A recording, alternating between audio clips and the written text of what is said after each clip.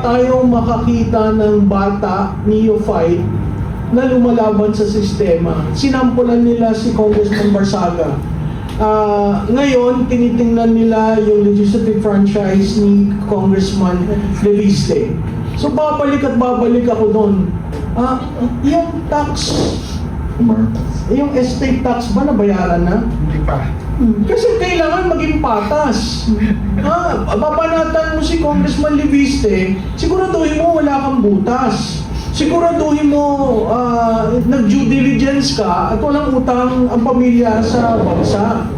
Biro mo kung ang nawala sa atin ay 1.5 trillion at yun ay ilang dolyares na nasa million ba o billion? Ang laki.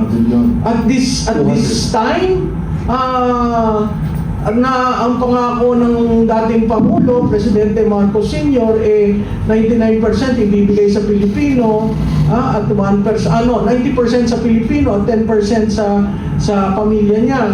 Hindi yun nagagawa. Hindi rin nagagawa ang pagbayad, di ba? So ako, simula nung may hatol na yan, may hatol ng Supreme Court, final and executory, hindi ko maintindihan bakit pag sa kalaban, gano'n na lang silang kadiin, pag sa kanila, pikit mata at okay lang yan. Kaya nga kailangan matuto na tayo sa paghalal ng ating pinuno. Yun yung sinasabi ko, sa supply side, maiiba ngayon ang naratibo ng taong hinahalal.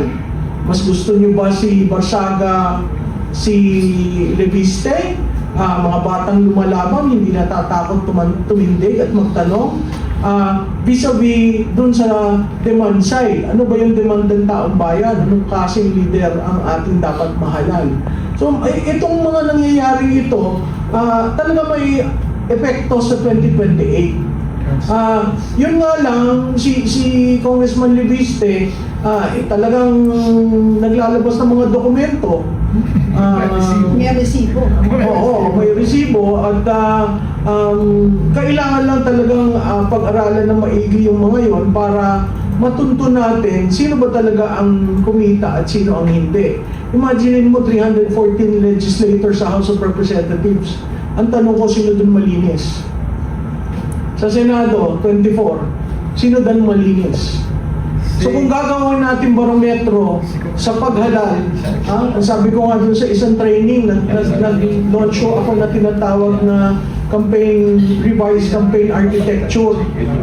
At hinamon ko sila, lahat kayo corrupt. 10 yung audience ko na galing sa local government. Lahat sila nakasimangot. Lahat po kayo corrupt. Sino mo hindi corrupt? Taas ang kamay. yung iba gustong tumaas. Sabi ko, naku sir, huwag kang tataas. Anong ibig sabihin yan? In a landscape where lahat ng politiko ay tinatawag na corrupt, paano ka mananalo? By saying hindi ako corrupt? Ay hindi mo kayo ipoboto. Pero by showing accountability, i.e. Leviste showing all those documents, i.e. hindi ko tinanggap yung aking Christmas bonus, i.e. ako ang nagbigay sa sarili kong pera. Diba? Ngayon, yung character assassination sa kanya is because of his the solar franchise. And he can readily answer that. So bakit mo linalagyan ng kulay na ganon? What if lagyan natin ng kulay yung ibang mga politiko na nagkaka-interest na 10% in every company that is performing I have a share. Marami nangyayari na hindi natin alam. Kaya yung parati kong panawagan, patas lamang. Kasi sa patas, lalabas at lalabas ang tunay na kulay.